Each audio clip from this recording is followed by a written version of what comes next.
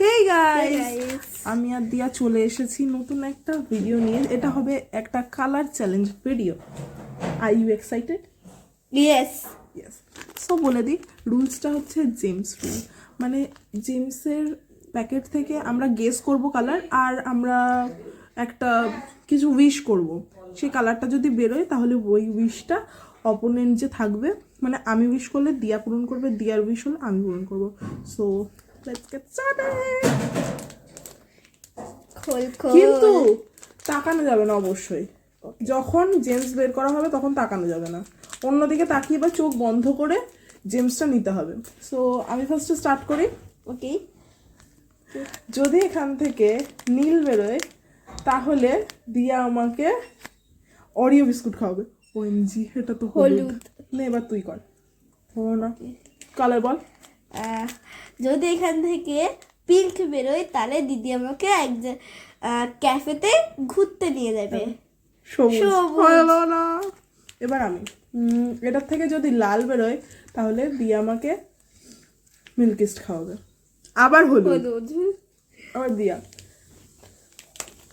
এখান থেকে যদি এবার সবুজ বেরোয় তাহলে দিদি আমাকে আমাকে চকলেট খাওয়াবে। হলুদ। এবার যদি কমলা বেরোয় তাহলে দিয়া আমাকে বিকালে ঘুরতে নিয়ে যাবে। আবার হলুদ।